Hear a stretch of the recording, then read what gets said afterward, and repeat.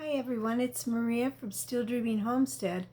I had to go to town late this afternoon. Actually, I got to go to town. I got to visit my granddaughter and her fiance and my great grandbaby. I get to see their new home, and that was really, really nice. So after that, I went shopping, so I got home super late. So this recording is going to be very late. I'm sorry. So we're reading City Bear's Adventures, and the cub is really growing. And remember, last night I read about the cub disappearing for a while, and then he was found. So he came into the house and got into, I think it was pear butter or apple butter. What a mess. So today we're going to read Chapter 10, and it is March 7th, 2022. Chapter 10, a movie contract and a new problem. Okay. Over the next few weeks, DJ began to think his fears were foolish. Only good things happened. First, Nels Abbas withdrew from school for a while to help his father and their hounds chase a ridge-running bear in the Siskiyou County. Ridge running means it's running across the top of the mountains. On his last day at school at Stony Ridge, Nels found DJ and Alfred eating their sack lunches out on the front lawn. "Take good care of my cub while I'm gone," Nels said with a sneer. "I'll be back for him." After Nels left, Alfred sighed and adjusted his thick glasses with a forefinger. "DJ, I'm going to sleep a lot easier now, knowing nothing's going to happen to Coco." DJ finished chewing the last bite of his egg sandwich before he answered. "I guess I should too, but something bothers me." "What's that?" "Well, Nels has been threatening to take Coco from me ever since I got him. So why would Nels be the one who had Boots Malone trying to buy the cub from me?" Alfred bit a chunk from an apple and chewed for a long time before answering. Finally he said, "I wish you hadn't said that, DJ. But when nothing happened in the next few weeks, Boot Malone didn't make another offer." Both boys began to rest a lot easier. They were almost positive that the Abbas had been the ones trying to buy the cub. Next, the mill settled its labor dispute without a strike, so Dad knew he'd not be out of work. DJ was surprised to have Dad tell Grandpa that same evening, "Maybe I'll just go to church with you and DJ next Sunday. Want to come along?" "If I'm not still under the weather," the old man replied. Under the weather means feeling sick. Grandpa wasn't feeling well on Sunday, but both DJ and Dad dressed in their best. Instead of riding to Sunday school and church with the neighbor as he had been doing, DJ climbed into Dad's pickup with him. Everyone at church welcomed Dad, especially Paul Stagg. Both men shook hands. Neither mentioned the scene at the Labor Day picnic. DJ wasn't really sure why his fat dad had suddenly decided to attend church, but the boy suspected that it might have something to do with Mrs. Higgins. When DJ saw the widow and Dad talking by themselves after services, the boy felt he was right. While the grown-ups were talking over coffee, DJ told Alfred, "It's good that Dad went to church, but maybe he's doing it for all the wrong reasons." He's probably still thinking about marrying the widow. That bothers you a lot, doesn't it? Alfred asked. Can't help it. I've told you often enough how I feel. Later, when DJ was resting on his roll-away bed with Coco at his feet, the boy wondered if Paul Staggs was right. Maybe if all things did work together for good to those who love God, this would turn out okay. DJ still didn't want Dad getting so friendly with Mrs. Higgins, though. Yet, Dad was in a better mood lately, and maybe that was because of the widow. DJ and Alfred teamed up after school and on Saturdays to play a game of hide and seek with Coco and Hero. They wanted to see how good the hair puller's half-hound bloodline would make Hero in trailing a bear. The air was turning cool, so the scent stayed longer than in the hot summer. The boys took turns leading the bear out into the mountain wilderness. After an hour's head start, the older boy released Hero and set him on the cub's trail. Since the cub and the lead boy kept moving, sometimes it was getting dark before Hero threw up his head and bawled like a hound, more like a hound than a dog barking. Whoever was following would cry, "Hero's winded the bear." That means he could smell him. And the race was on. Soon this was followed by a shout, "Now Hero's looking at him." Sure enough, the scruffy little mixed breed mutt would lift his nose from the ground and cut across towards Coco. So he wasn't trying to smell to find him anymore. He could see him. Following the scent in the air or off the bushes where the cub had passed, Hero quickly found the hiding Coco and the other boy.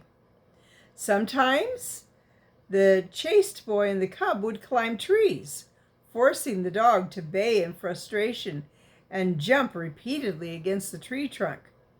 At other times, Coco chose to be treed on the ground. The cub backed up against a stump or a log or a boulder to protect his sensitive tail feathers. That means his behind. The mutt jumped at the bear, barking steadily, then leaped away when Coco playfully struck at him. When Hero saw his chance, he raced around and leaped at Coco's hindquarters. The dog almost always playfully grabbed a mouthful of oily bear hair. Then Coco swatted at the bear or tried to sweep Hero up in his shaggy arms. Dog and bear rolled on the ground, growling and seeming to bite, but never hurting each other. DJ and Alfred always ended up laughing hard at the mock ferociousness of the dog and cub tussles. They knew they were just playing.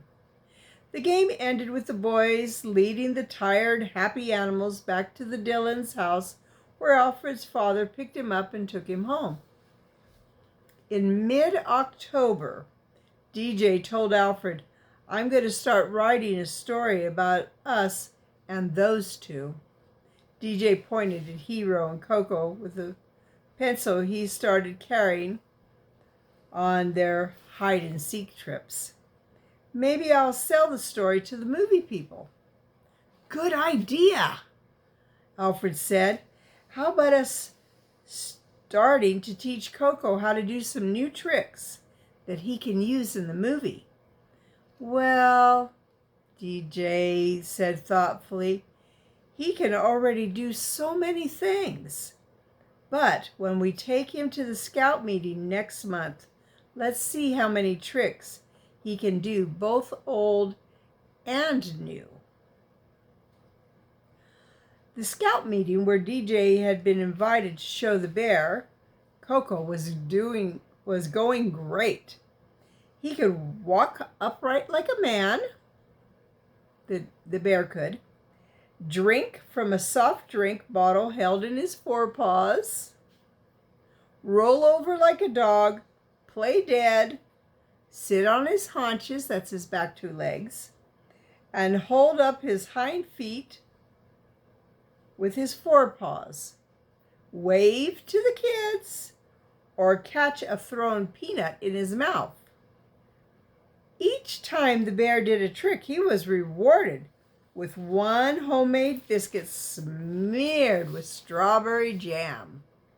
DJ explained to the scouts that people thought bears liked honey most of all, but that they liked strawberry jam or preserves even better. Coco was really crazy about that sweet.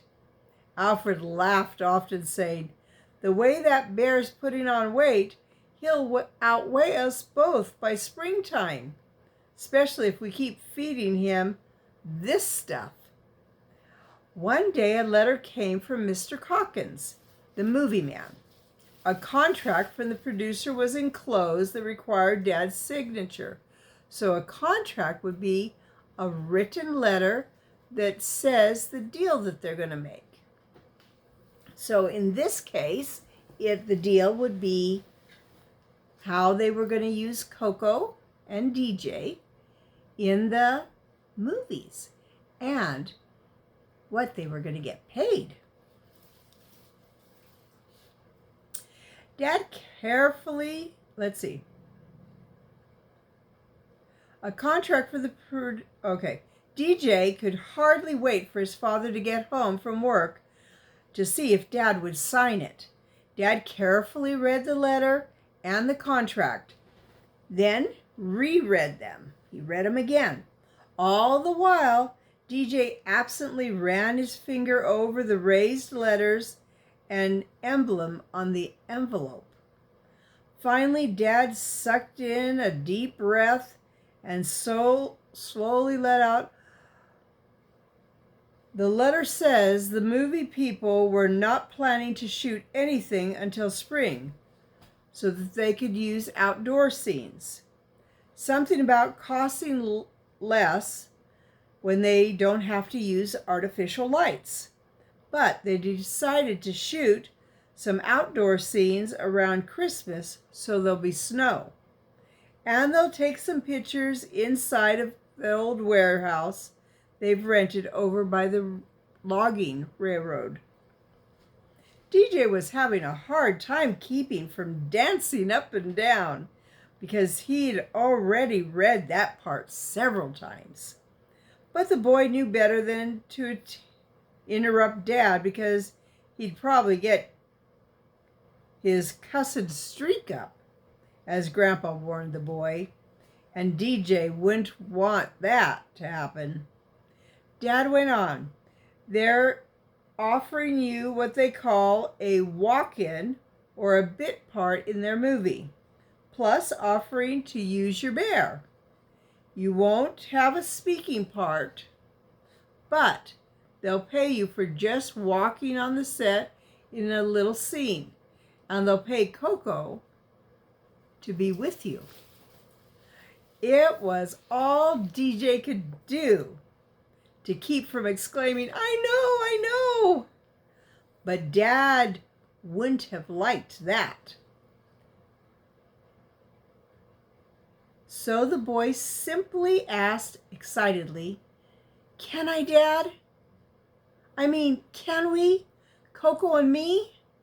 And maybe they'll let Hero be in the movie too." Dad was in a rare good mood. He chuckled. "Hold on now. Don't go getting so selfish. Take the part for yourself and the cub if you want, but don't push your dog unless they suggest it for themselves. Fair enough?" "I'll say," DJ exclaimed. He watched Dad carefully sign the contract. DJ could barely sleep that night. The next morning, DJ told everyone on the school bus about the contract. When they got to school, DJ and Alfred told Kathy and Pris, and just about everybody else. Everyone was excited, except Kathy. She said, "You know that's a wild animal, and he should be returned to the mountains." "Don't you ever get tired of saying that?" DJ demanded. "Coco's as tame as a dog. He loves to go to town and play with the kids and everybody. Just the same, it's wrong to keep him captive." Before he could think, DJ blurted, "You're just jealous because you don't have him." They might have gotten into a real argument if the first bell hadn't rung. That's the bell for school. But as everyone started for classes, Pris asked, "Could we all walk you to the post office at noon when you mail the envelope that has the contract?" Everyone began to shout, "Yeah, that's a good idea." At first, DJ wasn't sure he wanted Pris to go along, but she hadn't done anything mean to him since school had started in September, except for just now. He hadn't really had an argument with Kathy either, so DJ agreed they could all go together. They all got permission to leave the school grounds. At noon, they all walked with DJ as he took the contract to the post office to buy the envelope and the stamp. After Kathy, Pris, and Alfred touched the sealed envelope before DJ got to drop it into the slot, DJ said, "It's just a matter of time now. I can hardly wait." "Me too," Alfred said, but DJ noticed his friend didn't say it cheerfully. DJ slapped Alfred on the shoulders. "Hey, maybe they'll start shooting this, when they start shooting this movie, they'll let you be one of the extras too." Alfred brightened. "You think so?" "It's worth a try," DJ assured him. "Maybe you'll all get parts." Pris bounced up and down excitedly. Alfred grinned, and Kathy frowned. "Don't count on it. Only DJ has the contract, and that's because he has a bear that he shouldn't be keeping." DJ tried not to be annoyed with Kathy, but he really had to fight his feelings about her. She could come closer to making him upset than anybody. One good thing came out of DJ showing the cub off to different groups. It helped him get used to sharing his faith with other people. First, he had talked about his own class, to his own class about it. Then to various school clubs, the Parent Teacher Association, and outside groups like the Cub Scouts and the Boy Scouts. DJ had never planned to be a speaker, but more and more people wanted to hear about how he and Coco had captured old Satchelfoot and Coco. At first, DJ mumbled and told the story with his head down. But everyone laughed and clapped so much that the boy began to get his courage up. Each time DJ retold the story, his confidence grew. He got the story down to where he could almost tell it in his sleep.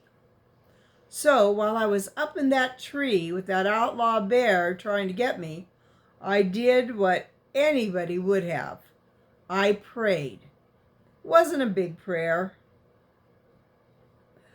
but I meant it with my whole heart. I remembered what Mom had taught me about Jesus and what I'd learned in Sunday school. So when the outlaw bear turned away and came down from that tree, I was a Christian.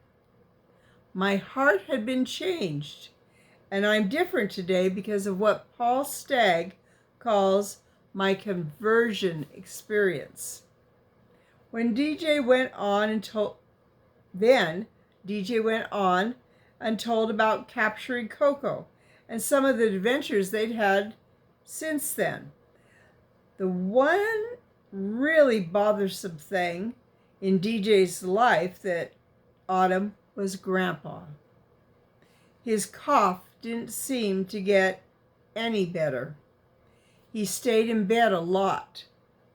On good days, he sat on the old red cane-bottomed rocker and read his Bible or looked for hours across the mountains and the trees.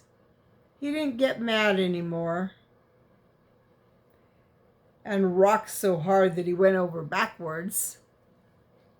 He didn't argue with Dad, even when Dad got mad about something. A change had come over Grandpa, but DJ worried about the old man getting well, especially as the months brought cold weather and the first light snowfall. Alfred hardly seemed like the same shy, bashful stranger who had moved to Stony Ridge last summer.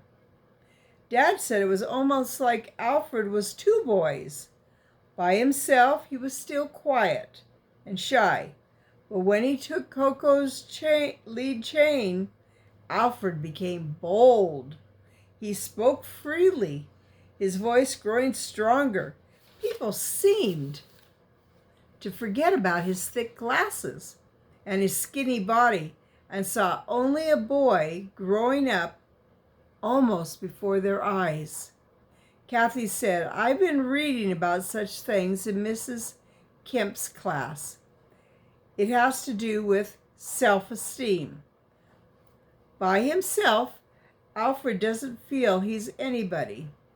But when he's leading the bear or having him show off some of his tricks, Alfred feels he is somebody. He feels different from himself, so he acts differently. The bear brings out Alfred's hidden inner nature." DJ frowned. He wasn't sure that was right, but he didn't want to argue with Kathy because they'd been getting along pretty well so far. And then Nels Abbas returned to school. "How's my bear cub?" he asked right off. "Good, I'll bet. Thanks for feeding him. I'll come by and get him some night soon." DJ looked at Alfred. If anything happened to Coco, the movie contract was no good. But more than that, of course, DJ couldn't stand the idea of anything happening to the cub. The worst thing would be for Nels to take the cub. And that's the only way it would ever happen, DJ decided, because he'd never give up that bear. He wouldn't do it for Kathy Stagg or anybody. DJ was very careful of Coco all during November and early December. Before the first snowfall, word was sent to the movie people. When they arrived and began setting up for the on-location shots, DJ was ready. With Alfred, they brushed Coco until he was shining and clean like a show horse or a dog.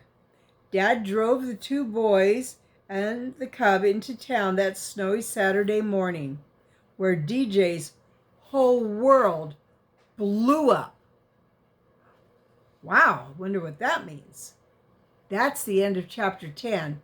Tomorrow we will be reading chapter 11, Lights, Camera, Action. Ooh, sounds like the movie will be getting started. So, I just want to say, I love you. I really do. But more importantly, God loves you, and He always will. So I hope you have a good night or a good day, whichever when you're watching this video. And I'm going to finish up because it's very late at night right now. So good night. God bless you. And I'll be reading to you tomorrow.